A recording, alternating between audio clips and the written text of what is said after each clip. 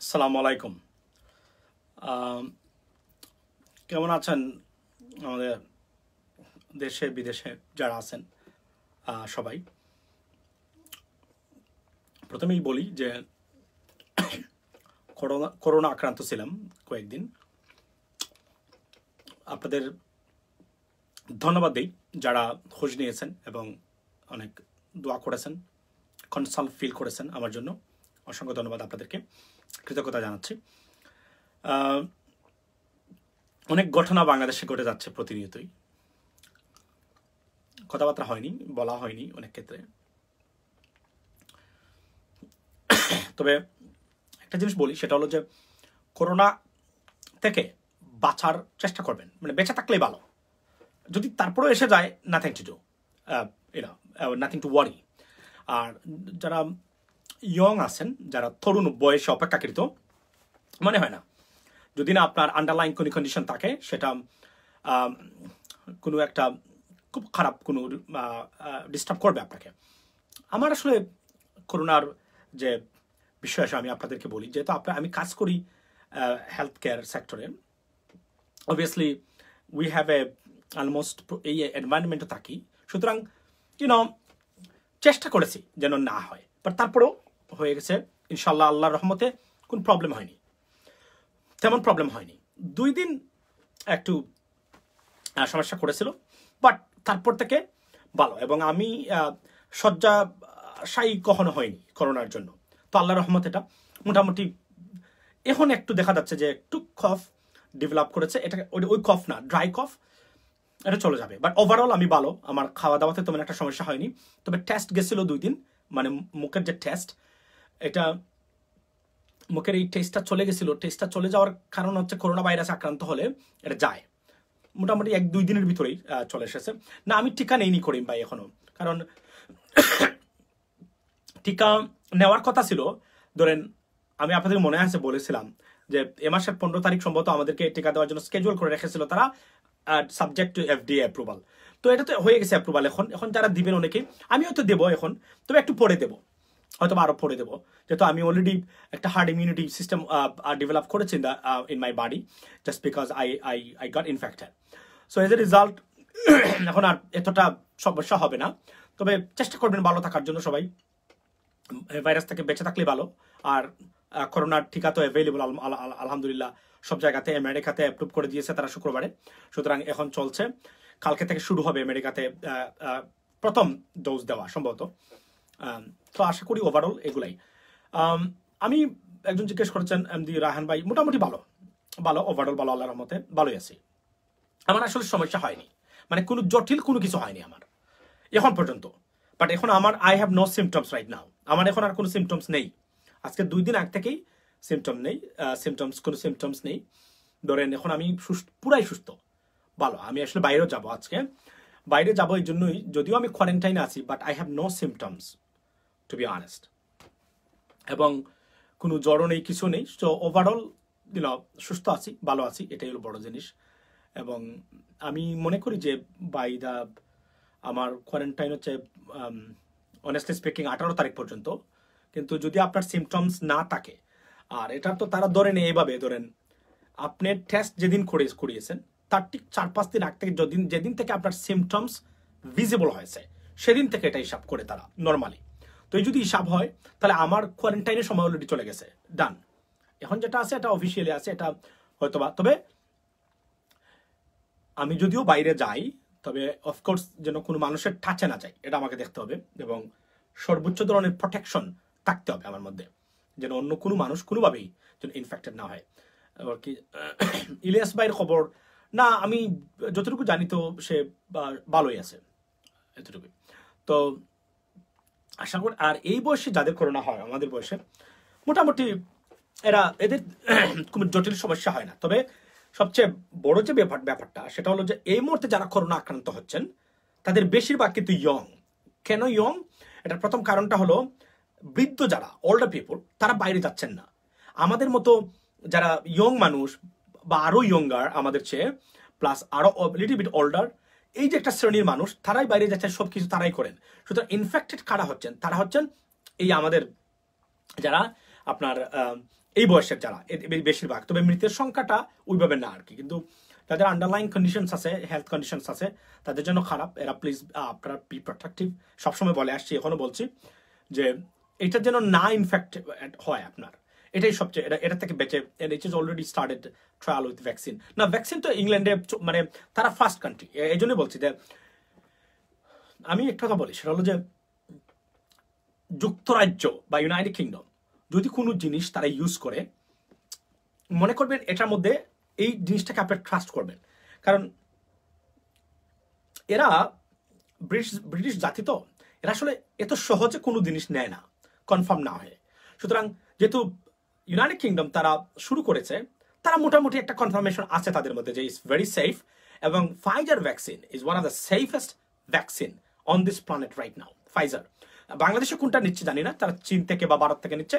ভারতীয় ভ্যাকসিন নিয়ে আমার কথা আছে, যারা বাংলাদেশের যেগুলো দিবেন তারা, আমি এত সহজে ভারতীয় ওই ভ্যাকসিনটা ইউজ করবো না বাংলাদেশে যারা আছেন, because of trust. I don't trust them very in that way. Obviously, don't take me wrong, আমাকে খারাপভাবে দেখবেন না। তবে ভারতীয় ভ্যাকসিন যেগুলো বাংলাদেশে তারা পাঠাবেন, আমি আমার বিশ্বাস আছে, কিন্তু আমি ওইভাবে ওই ক্ষেত্রে বিশ্বাস করবো না, আমি এত সহজে দেবো না। এটা আমি সবাইকে বলবো আর কি। তো আপনারা বাকিটা আপনাদের ইচ্ছা। তবে ফাইজার ভ্যাকসিনটা নিলে ভালো হতো, বা অক্সফোর্ডের অ্যাস্ট্রাজেনিকার যে ভ্যাকসিন সেটাও ভালো। জনসন এন্ড জনসন আমেরিকাতে তারও ভ্যাকসিন নিয়ে আসতেছে। তারপরে আপনার আমাদের এখানে এই যে মডার্না ভ্যাকসিন, মোটামুটি অনেক ভ্যাকসিন আসতেছে। তবে ফাইজার ভ্যাকসিনটা খুবই খুবই সেফ, এবং অলরেডি এই সেফটিটা এফডিএ, যুক্তরাষ্ট্রের এফডিএ যখন কোনো ভ্যাকসিন অ্যাপ্রুভ করে, তারা বুঝে শুনেই তারা করে, একদম তারা প্রমাণ ডকুমেন্টস নিয়েই তারা করে, এটা কিন্তু বুঝতে হবে আপনাকে, বুঝছেন, ডকুমেন্ট নিয়ে করে। সুতরাং আমি মনে করি এটা ভেরি সেফ। আমি মনে করি না, মানে তারা মনে করেন, এবং তারা প্রমাণ দিয়েছেন যে এটা সেফ। তো বাংলাদেশে সরি আমেরিকাতে আগামীকাল থেকে শুরু হবে ভ্যাকসিন ইনশাল্লাহ। আশা করি বাংলাদেশে কিভাবে ভ্যাকসিন ডিস্ট্রিবিউট হবে আমি জানি না, তবে আমি যদি ইফ আই হ্যাভ এ পাওয়ার, আমি আর্মি দিয়ে বাংলাদেশের ভ্যাকসিনটা ডিস্ট্রিবিউশন করতাম। আমেরিকার মতো জায়গা, ব্রিটেনের মতো জায়গা, আপনি ব্রিটেনের মতো দেখেন, তারা কিন্তু সব ইনফ্রাস্ট্রাকচার রেডি করেছে আর্মিরা, তারপরে তারা এনএইচএস এর মাধ্যমে দিচ্ছে। কিন্তু বাংলাদেশের আমি মনে করি সিভিল যে ব্যবস্থা আছে, এই ব্যবস্থার মধ্যে যদি ভ্যাকসিন তারা দেয়, আমি মনে হয় না এটা ওইভাবে মানে হবে। যে কোনো সরকার হোক, এটা আওয়ামী লীগের কথা বলছি না, বা যে কোনো সরকার হোক, আর্মির মাধ্যমে দিলে সবচেয়ে ক্লিয়ার এবং সুন্দর হতো, এটা আমার বিশ্বাস। ওয়ালাইকুম আসসালাম রাকিবুল ভাই। তো ওভারঅল এই হচ্ছে মেইন বাংলাদেশের করণীয়। বাংলাদেশের মানে তারা বলছে যে আগামী মাস থেকে 25 লাখ, প্রতি মাসে 25 লাখ মানুষকে ভ্যাকসিন দেওয়া হবে। মাসে যদি 25 লাখ হয়, মানে 2.5 মিলিয়ন মানুষ তারা দিবেন, তাহলে কত বছর লাগবে আপনার এই টোটাল 17 কোটি মানুষকে দিতে? পার্টিকুলারলি 17 কোটি মানুষ যদি হয়, অনেক দিন লাগবে। আমি জানি না তারা ব্যবস্থাপনা কিভাবে করছেন, তবে কিছু মানুষের তো অলরেডি ইমিউনিটি চলে আসছে বাংলাদেশে, আশা করি তারা না, অনেকেরই লাগবে না হয়তোবা। আর্মির কইতো বেজাল কইয়া না, আমি আর্মির কথা বলছি যে আমি এখন আর্মিকে ট্রাস্ট করি সবসময় বাংলাদেশের, কারণ তাদের মাধ্যমে কোনো কাজ হলে সেটা সুচারুভাবে এবং ভালোভাবে হবে, এটা আমার বিশ্বাস এখানে। কারণ আমাদের সিভিল যে ব্যবস্থাপনা অ্যাডমিনিস্ট্রেশন, আপনারা জানেন তো কতটা করাপ্টেড তারা। মিজান রহমান ভাই, আমার অবস্থা মোটামুটি ভালোই। সত্যিকার অর্থে কি, আমি আবারও বলছি, করোনা আমাকে আসলে তেমন ডিস্টার্ব করতে পারেনি। তবে যেহেতু ছিল এটা, আমি মনে করি যে আমি চেষ্টা করেছি ভালো থাকার। ভাই আপনি কি, আমি সুস্থ বলতে গেলে আমি সুস্থ, আসলে সুস্থ। আমার মানে কোনো ডিফিকাল্টি হয় না, আমার শ্বাসকষ্টজনিত কোনো সমস্যা কখনোই হয়নি। তারপরে আমার যে জ্বর যেগুলা, সেটাও খুব খারাপভাবে কখনোই উঠেনি। সুতরাং কিছুটা 2 দিন কিছুটা বুঝতে পেরেছি। আর ওভারঅল একটা স্কার মানে একটা প্রতিক্রিয়া তো বডির মধ্যে আসছে, যেহেতু ভাইরাসটা ভিতরে ছিল, সুতরাং এটা স্বাভাবিক। তো এক্ষেত্রে আমি পারমিশন থাকলে আমি কাজে চলে যেতে পারতাম, বা এখনো পারি। আমার পারমিশন, যেহেতু কোয়ারেন্টাইন হচ্ছে, আমার সেলফ কোয়ারেন্টাইন থাকতে হবে, isolated. So as a result আমি এইভাবে আছি আর কি। আর পরিবারের কেউ এখন পর্যন্ত ইনফেক্টেড হয়নি, মোটামুটি সবাই সুস্থ আছে।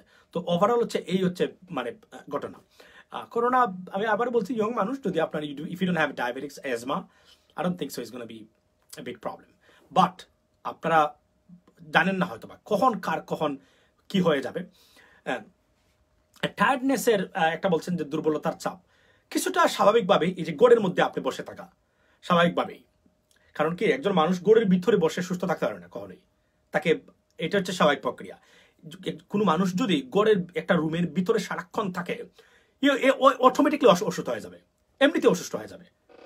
হ্যাঁ, নেক্সট টেক্সট কবে করাবেন? একটা জিনিস বলে কি, আমার কাজের ক্ষেত্রে হিউম্যান রিসোর্স, যেহেতু আমি হাসপাতালে কাজ করি, সুতরাং আপনারা বুঝতে পারছেন তারা আমাকে বলছেন যে আমি টেস্ট না করে কাজে চলে যেতে পারবো, যেহেতু আমার কোনো সিমটম নেই। এটা কারণটা হলো এটা 24 দিন বা 1 মাস পর্যন্ত রেজাল্ট পজিটিভ আসতে পারে, even though you are fine, you doing great, আপনি সুস্থ, কিন্তু 24 দিন বা 1 মাস পর্যন্ত রেজাল্ট অনেক সময় পজিটিভ আসে, কিন্তু আপনি সুস্থ, কোনো সিমটমস নেই এইটা। তো তারা এইটা বলেছেন আর কি যে আপনি কাজে যেতে পারবো, I have to report it tomorrow, মানডেতে আমাকে রিপোর্ট করতে হবে যে আমার কোনো সমস্যা নেই বা আমি কাজে যেতে পারবো। তো আমি হয়তো 1 সপ্তাহ এক্সট্রা নেব, এটা আমার যেহেতু সুযোগ পাইছি, ওয়াই নট, আমি সেটা নেব। তো ওভারঅল এই হচ্ছে আমার অভিজ্ঞতা। তবে আমার মানে সবচেয়ে বড় জিনিস কি, করোনা ভাইরাসের এই যে ভাইরাসটা ভিতরে থাকে যখন যায়, এরা it's not a good experience, corona virus experience, আমি আবারও বলছি, it's not a good experience, there are something not comfortable for you. So এই জন্যই বলছি বেঁচে থাকা এই করোনা থেকে, এটা হচ্ছে সবচেয়ে বেস্ট মেথড, মানে prevention is better then cure. So এটা থেকে বেঁচে থাকবেন, এটা আমার অনুরোধ সবাইকে।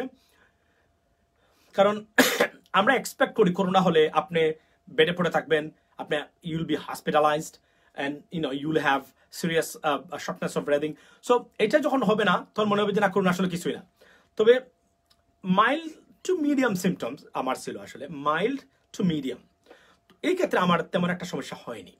এবং আমার যদি আরো বড় ধরনের সমস্যা হতো, এটা প্রথম হলো যে আমরা যারা একটু ফিট, মানে খাওয়া দাওয়ার ক্ষেত্রে ফিট, স্মোকিং করি না, এইগুলো কিন্তু ডেঞ্জারাস। ধরেন যারা স্মোকার্স, তারপরে অ্যাজমা, ডায়াবেটিক্স আছে আপনার, you have a serious health condition, heart problem, trust me, you'll have you'll have a problem, serious problem.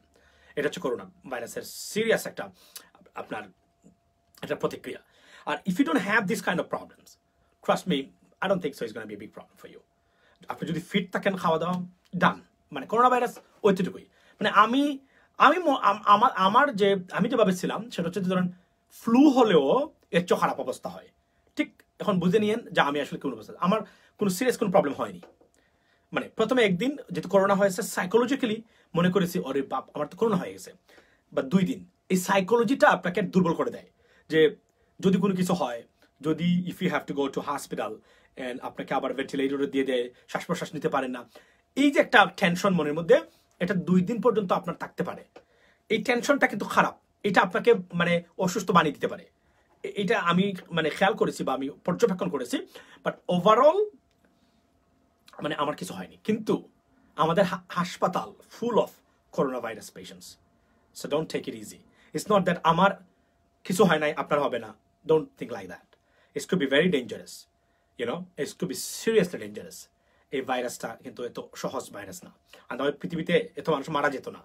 তো বুঝতে হবে বয়স এবং হেলথ, এই দুইটা ক্ষেত্রে করোনা ভাইরাস হয়তো বা আপনাকে এভাবে টাচ করেনি, but it could turn into a deadly situation. So এই জন্যই বলছি, be careful, be protective guys.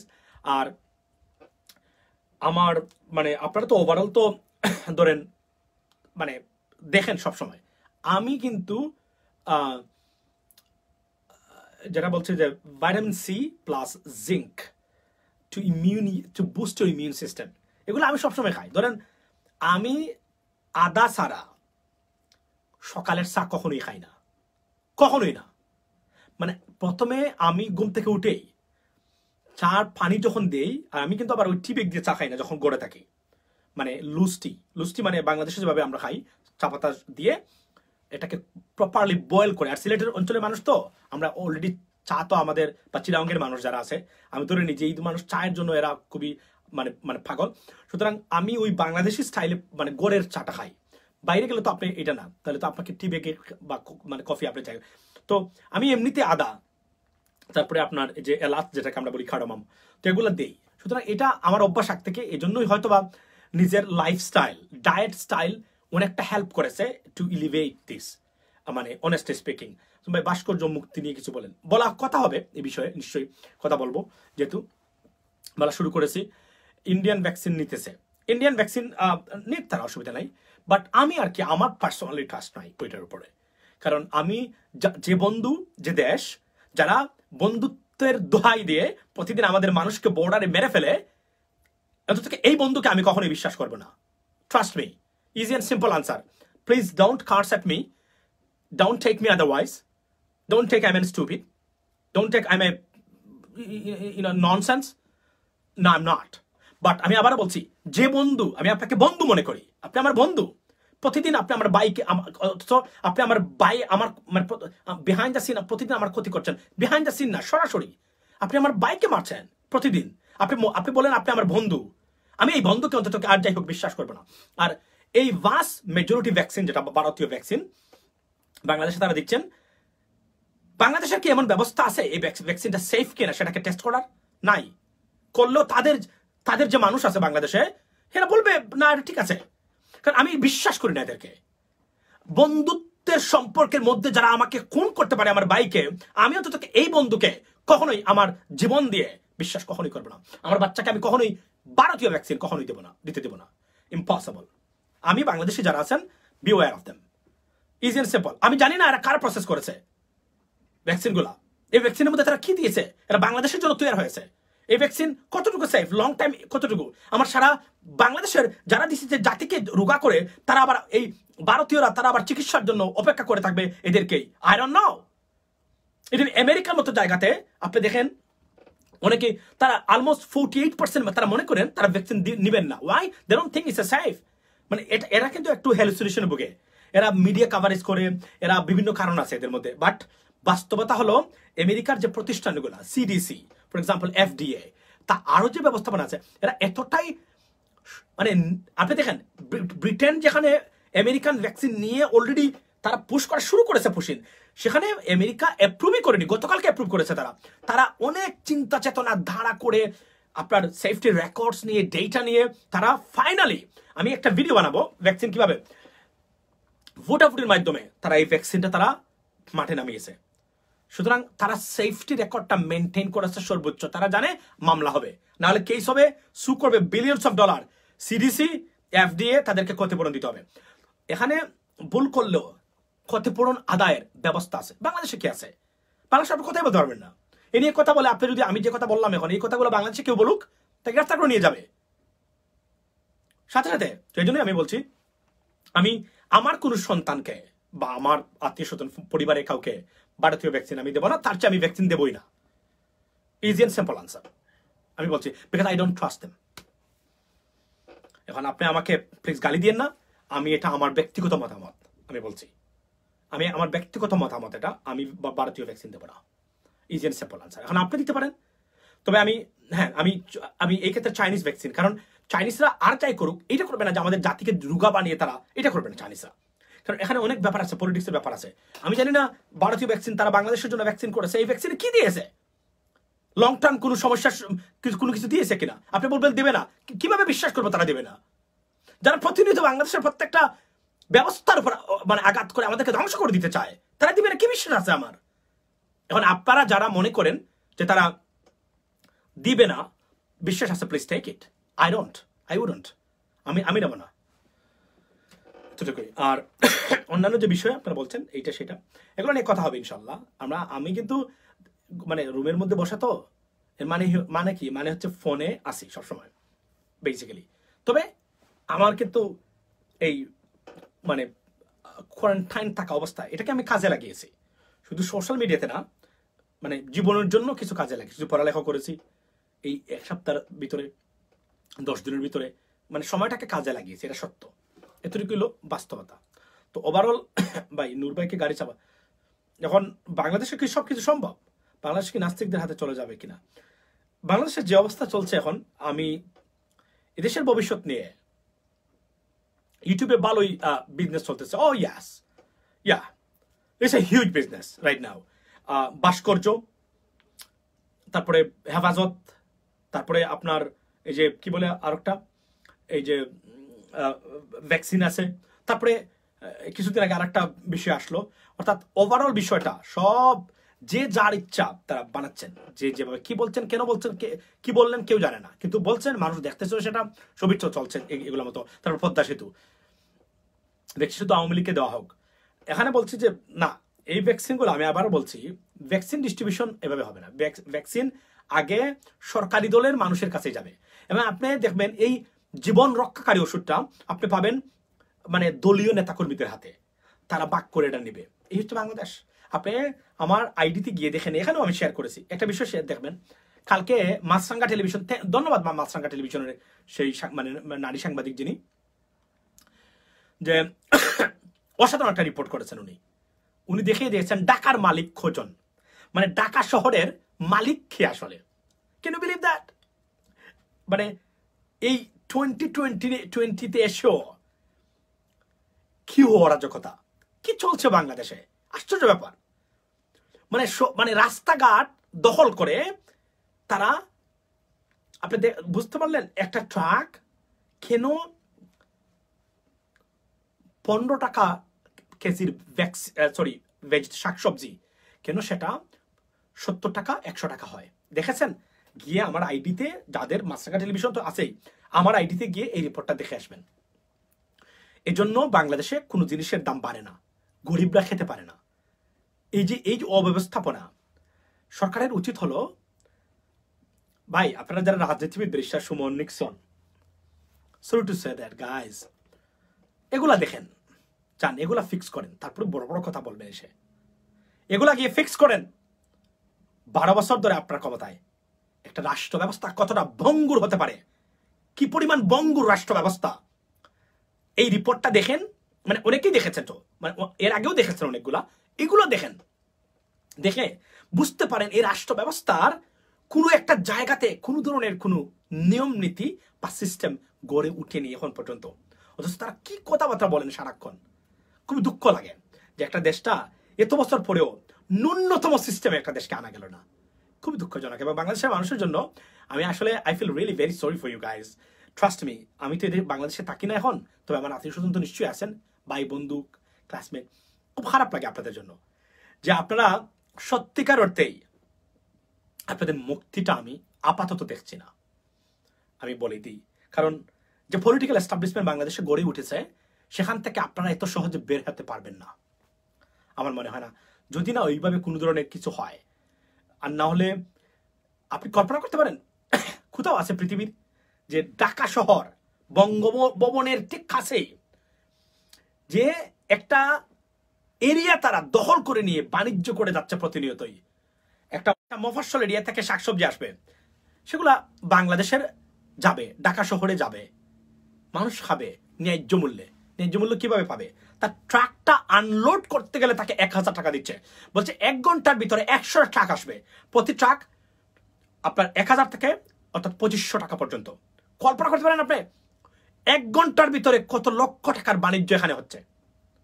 এই হলো বাংলাদেশ। তারা যখন বলেন প্রতিদিন উন্নয়নের গল্প বিভিন্ন ধরনের বলেন, দুঃখ লাগে যে একটা দেশে যদি ন্যূনতম প্রতিনিয়তই এতটুকুই।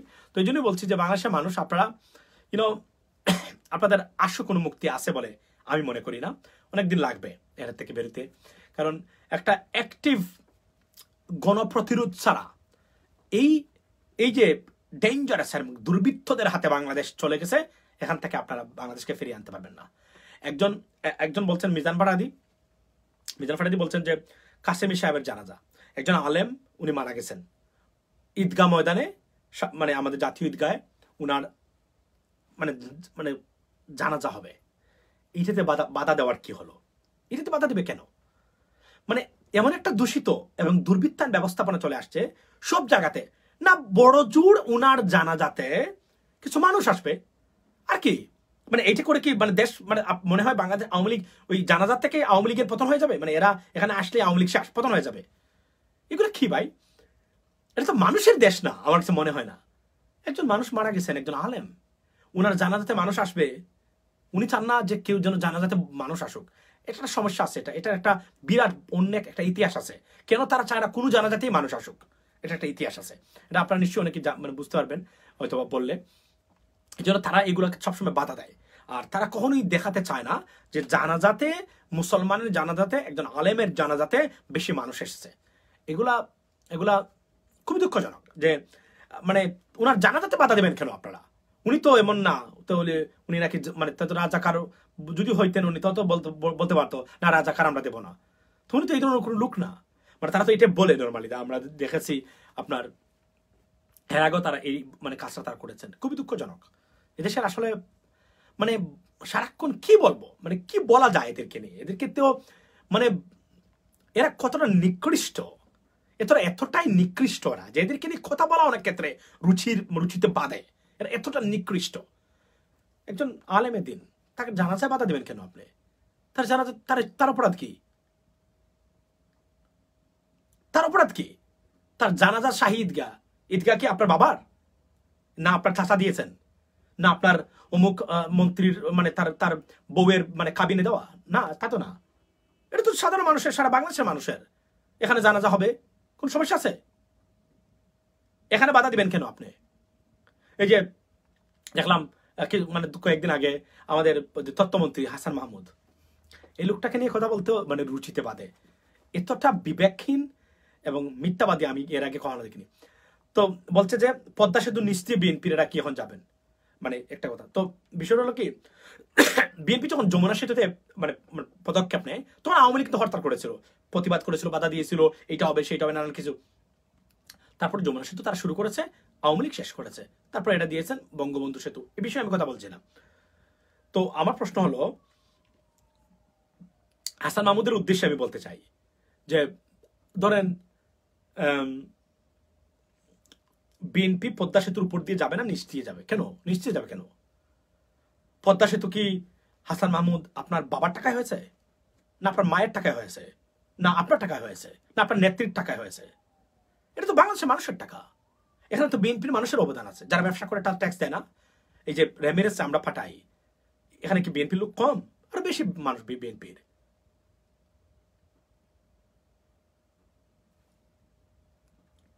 তো এই পদ্মা সেতুতে তো বিএনপির মানুষেরও মানে টাকা আছে, আওয়ামী লীগেরও আছে, জাতীয় পার্টির আছে, সবার তো আছে, জামাতের আছে, হেফাজতের। তো সবার আপনি বাধা দেবেন মানে বিএনপি নিচ দিয়ে যাবে কেন? আপনারা করেছেন এর জন্য বিএনপি নিচ দিয়ে যাবে? মানে বিএনপি এটা দিয়ে না, এটা তো আপনার বাবার টাকা না, আপনার নেত্রীর পকেট থেকে তো টাকা আসে নাই। আপনারা করেছেন, সরকার করেছেন, এভাবেই তো হয়েছে বাংলাদেশের। এ পর্যায়ে বাংলাদেশ যে অবস্থানে এসেছে এটা তো এভাবেই এসেছে। বিএনপি উন্নয়ন করে নাই, করেছে তো। এরশাদ সাহেব যে ব্রিজগুলো করে গেছিল, রাস্তাঘাট করে গেছিল, এদিক দিয়ে আপনি চলেন না? তো বিএনপির আমলে যে রাস্তাঘাট ব্রিজ হয়েছে, তো যমুনা সেতু তো আপনার নাম দিয়েছেন, এটা তো বিএনপি শুরু করে গেছে। তাহলে যমুনা সেতু দিয়ে আপনার যান কেন? এর কি দূরের কথা? মানে পদ্মা সেতু দিয়ে, পদ্মা সেতু আপনার বাবার, আপনি সরকারে আছেন, আপনি উন্নয়ন মানে কাজ তো করবেনই।